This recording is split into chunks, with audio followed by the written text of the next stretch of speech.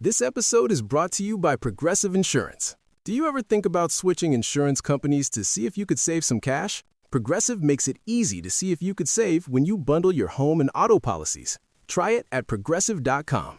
Progressive Casualty Insurance Company and Affiliates. Potential savings will vary. Not available in all states. Support for this podcast comes from Progressive, America's #1 motorcycle insurer. Did you know riders who switch and save with Progressive save nearly $200 per year? That's a whole new pair of riding gloves and more. Quote today, Progressive Casualty Insurance Company and Affiliates. National average 12-month savings of $197 by new customers surveyed who saved with Progressive between October 2024 and September 2025. Potential savings will vary. This is Talkin' Rock. Talkin' Rock. Your backstage pass to some of your favorite rock artists. Here's your host, Meltdown. Time for another installment of the non-award-winning podcast. Thank you so much for checking it out. Tim Montana, as you saw on the description of today's show, is my guest. His new record drops on July 31st. It's called The Entire State of Tim Montana. And so far, a couple songs have been released. They're actually pretty cool. Break Me Down.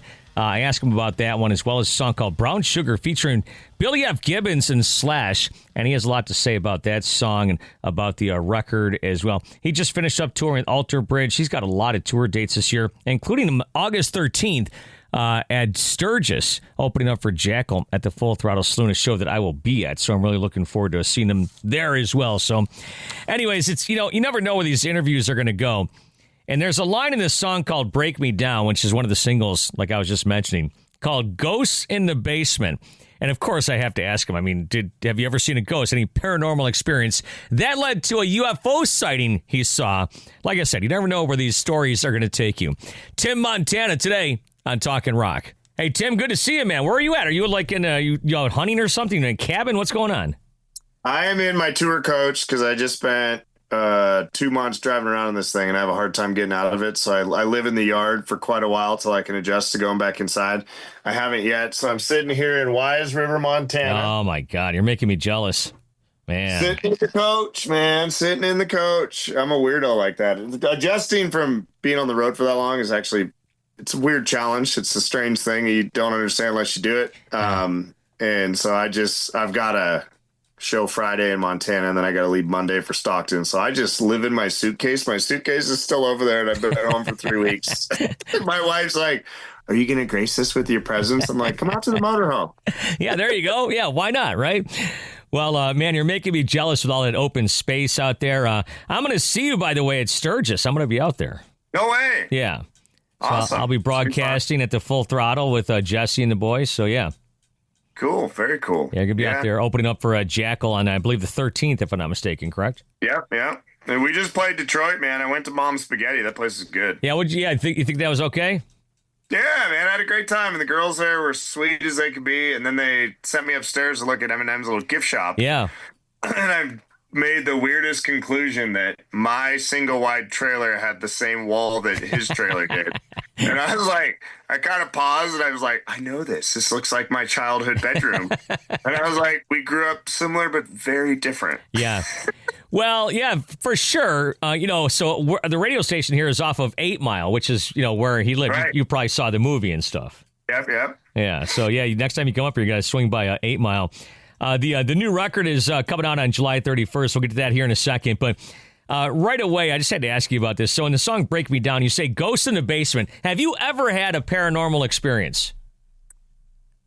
At UFO, I had one paranormal experience. Actually filming what was supposed to be a BS series called Tim Montana Out of Water. We went ghost hunting and they rented a VRBO and these professional TV guys were like making noises and stuff and trying to get me to act scared. I'm like, guys, I have a friend that has a barn with a graveyard next to it where a family was murdered by some last native war they had in Tennessee in like the 17 or early 1800s.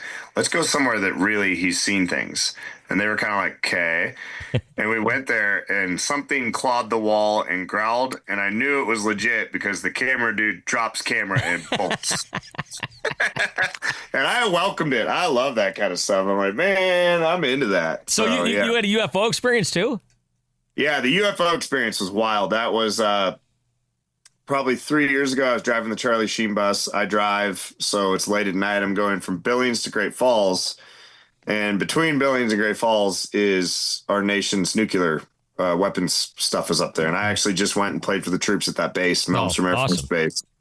And so I'm traveling through. It is pitch black, 2-lane highway. I remember the sign like it was yesterday, Dead Man's Gulch. And I look up and I think I see a train like in the tree line going like white lights going like this. And I'm like, oh, wow, a train. That's a lot of lights on a train. I guess they have white spotlights on each car. Maybe it's a mining train. And then our background singer, Molly Brown, sitting up front. She's like, doesn't look like it's going that way. It looks like it's spinning. What would be spinning with white lights? And so I slow the bus down and we're watching it. And there's like this hill right here.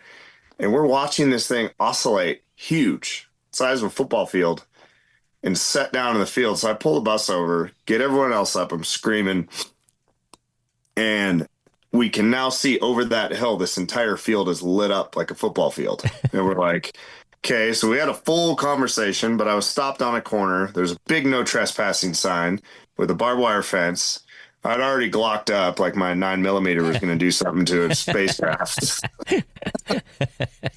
And we voted against going over there because my drummer's like, A, it's no trespassing. B, what are we going to do when we walk up on a spacecraft that's that big or whatever kind of craft that was? And we kept going, but I'll tell you what, that I went back to that spot on the way out. There's nothing in that field. There's no railroad tracks. There's nothing. And that thing was so big and so lit up, and so many of us witnessed it together. Wow. How many years ago was this? 2 or 3, probably 3 years ago. Wow. That's a great story, man. That's awesome. Yeah, right between Billings, Great Falls, the sign says Dead Man's Gulch, and that sucker sat down in the field right behind the hill. Wow. Well, we'll have to send some investigators over there. July 31st, like I said, the new record. You just mentioned Charlie Sheen. You know, I forgot that you had his bust and stuff, but he's on your record. Robert Patrick, of course, Richard Patrick's brother, the Terminator and whatnot. Jerry Cantrell / Billy F. Gibbons. I mean, you got all these special guests. Martin Sheen. Martin Sheen. Yeah, Martin Sheen. Yeah, that's right, man. You got all these guests. What's with that? I haven't done a lot of collab stuff. I've done here and there, and then with this record, it was kind of a full circle moment of. I made a list of my ultimate heroes, and I got them all plus more. I thought I'd get. I remember being like, so do we want Slash or Cantrell? And I tried for both and got both. And I'm like, whoa, not knowing that either were even possible. So yeah, just, man, it's a full circle moment of my heroes. And then it kind of ended up getting the movie stars from the same era that I discovered these bands. So I'm like, this is like a throwback to my youth of like actors, musicians. Like it's ended up being really cool. So, well, it is so cool. I saw the Spin article where you talked about, you know, your favorite 5 albums, and obviously Dirt was in there, and your favorite record, according to the list anyways, was Appetite for Destruction. Do you remember the first time you met Slash? Did you tell him about that, or did you tell him how much of an impact it had? I didn't until later. I played with him at Billy Gibbons' birthday jam. We did LaGrange and California Love together. That was just recently at the Troubadour. Is that the one? Yep. On the Troubadour. And we didn't have too much time to visit because he's Slash and he's getting hounded by everybody. But then when Billy called him and said, hey, I want you to play on this song, Slash agreed to play on the song before he heard the song, which I was like, Papa Rock says play on a song. Slash is like, yes, sir. But I texted him after the fact. There was an article that someone wrote that the first tape I'd ever found. And that's why I had to put Appetite for Destruction there. It wasn't the whole record. It was a tape at our pawn shop. The one side had Mr. Brownstone, the other side had Welcome to the Jungle. Yeah. I think it was a radio promo thing from the 80s.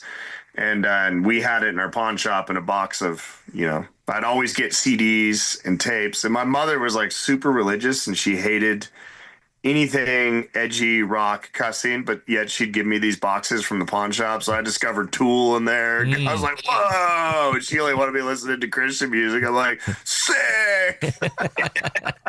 And one time there was a box of nudie magazines in there and my mom didn't know it. I'm like, wow. Yeah, and you still got those in that camper right there. So that's right.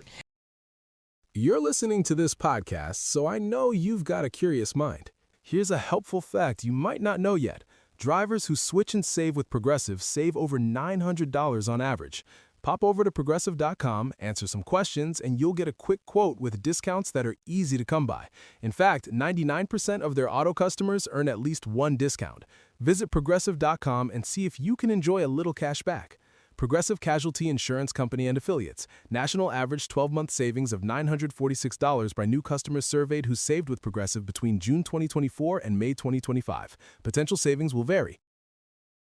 This message is brought to you by the Capital One Venture X card. Venture X offers the premium benefits you expect, like a $300 annual Capital One travel credit for less than you expect. Elevate your earn with unlimited double miles on every purchase, bringing you one step closer to your next dream destination. Plus, enjoy access to over 1,000 airport lounges worldwide. The Capital One Venture X card. What's in your wallet? Terms apply. Lounge access is subject to change. See CapitalOne.com for details.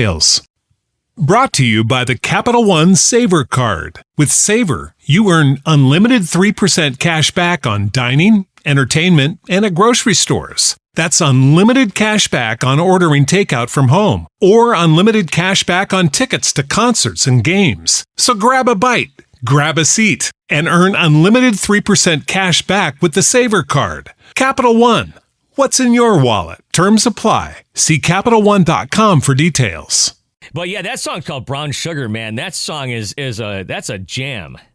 That's really cool. That was fun, wasn't it? And that intro too, you hear Billy's jewelry vibrating around. Yeah. That was just him, one take with a mic, a guitar, no ISO booth, and he was instructing me on how to play the song. That wasn't supposed to be on the record.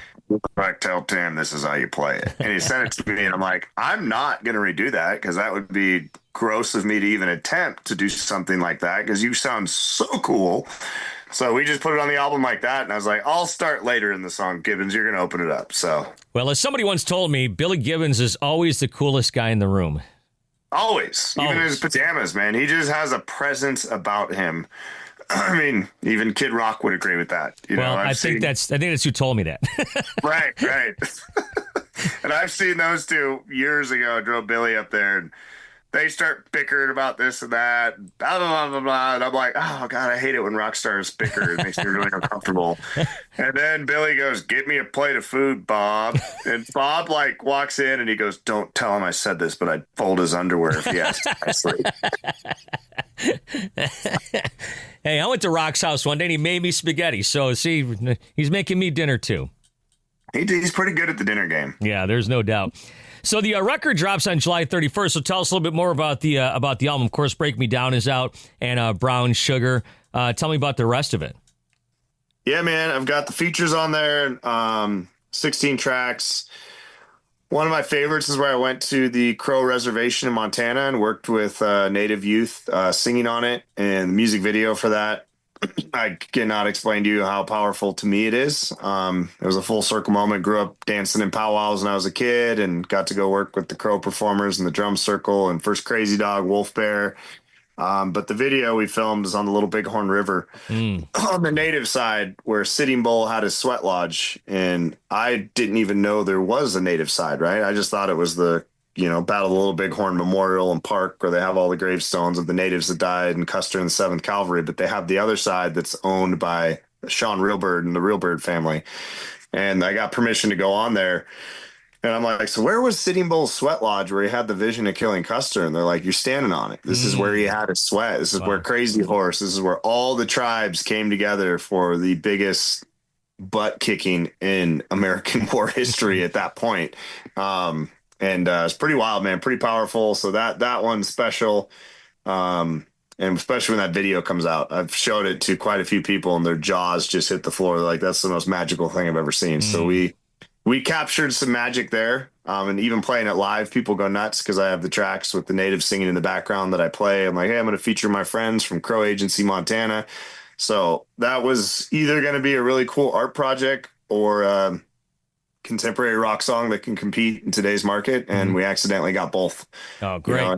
My radio team heard it and they're like, we're going to go with this thing next. So I'm just like, wow. So that's going to be cool. And down on the reservation too, they hear Break Me Down on the radio, and first Crazy Dog's like, dude, we go nuts when we hear it. And I'm like, what are you guys going to do when you hear your voices on the radio? You guys, this shit's going to get wild down there. Yeah, no doubt. 16 tracks, like you said. What is Charlie and Martin Sheen doing on this? They're doing a skit for the intro. So I asked Charlie, because he named the album, I asked him to do like an intro of just like, welcome to the entire state of Tim Montana. And he said, no. Let me write a skit. So he wrote a proper skit, a courtroom where he's like giving a deposition to a prosecutor. Turns out he's done that before. Yeah, he wasn't acting. No, he's really good at it. So, yeah, but I'm excited, man. We even did a cover of Katy Perry Roar, 'cause I learned that from my daughter years ago. And there's some dark moments, there's fun moments, there's cover moments. I got my friend Royal Lynn on here. It's going to be a really cool record. I can't wait for people to hear it. Now, every time that a record comes out, there's a bunch of special guests on it. I always have to ask, was there other people that you tried to get on, but for whatever reason just couldn't do it? Not on this one. This one I got more than like Martin Sheen was the random one. I was like, what? Charlie's like, dude, I got my dad to play the judge. And I was like, oh, cool. And then I kind of paused. I'm like, your dad. So the first voice on this record, and I would have never guessed this in a million years ever, is Martin Sheen. He opens the album. Yeah, it is pretty cool to have those surreal moments like that. So did you meet Robert Patrick through like Jesse at the Full Throttle or anything like that? Where'd you meet him? I met him through Jared Neiman, country artist in Nashville, because they did USO tours together. So he FaceTimed me with Robert. Then Robert comes to Montana to film 1923 with Taylor Sheridan. So we'd regularly go have breakfast and hang out, and then I'd meet him down in Sturgis as well. So, and then I go on tour with Richard Patrick and Filter, and that was kind of a full circle moment. And so Robert's become a really good buddy. He's been up to my restaurant here in Montana a bunch, and he's been to my mom's house for dinner. He saw the trailer house I grew up in. My mom, like I said, super religious. We're sitting around the campfire, and she goes, Robert, if you look at the sky up here, you might see a shooting star. And he's having a steak, and he looks up, and he sees one, and he goes, I'm not going to say it, JFC, really loud. It's the abbreviations for the cussing he used. And my mom's like, Robert! He's like, oh, I'm so sorry, Mary. I've never seen anything like it. I was sitting there going, wow. That's hysterical. Hey, by the way, in that spin, did you write this, A Mediocre Father with a Cool Bar in Montana? Did you write that part? Yeah. Okay. I wasn't sure if they were giving you a bunch of grief or whatever, but I thought, that's an interesting line. I was like, damn, I must have been in full post-tour depression when I wrote that line. Yeah. It came out around Father's Day. I'm like, yikes. Oh, yeah. And it's so funny, too. You mentioned how, you're living in, you showed us all that barren land out there. And it's like, what are the new things on like TikTok or Insta or whatever? It's like, it's hard to go from this to this. And that's exactly how you're feeling. Right. Exactly. Yeah, getting off the stage. So, well, I know you got other interviews, dude. July 31st, a new record drops the entire state of Tim, Montana. And we will see you on the 13th, if not sooner, of August for the show in Sturgis. Look me up. Yeah, man. Can't wait. Let's hang out. Tim Montana today on Talkin' Rock. Got to thank him for the time. And he's just a straight-ahead rock guy, man. That's all he is. I got to visit that place, by the way. His bar out there seems really cool. So, anyways, got to thank Tim for chiming in, and thank you for listening. And by the way, the last podcast I did with Chris Fain has made a lot of news. Chris, formerly from the band Slipknot, he was one of the percussion players, and he talked about his friendship and love for playing with Joey Jordison. That's made the rounds on all sorts of rock and metal websites all around the world. So go check that out. And speaking of paranormal, like I was talking about with Tim at the beginning of this interview, he had kind of a paranormal experience in the basement of Harry Houdini's house, which is pretty wild. But yeah, that was the last podcast. I've got a couple more in the can right now that I'll probably drop early next week. I know the Shinedown guys, Brent Smith and Zach Myers, are going to be in town next week, and I'll be recording that for possibly a future episode as well. Ooh, I got a classic guitar legend coming up next week as well that I'm really excited to talk to. Again, I've talked to him several times. Well, he's talked to me. Hint, hint, wink, wink. That's next week.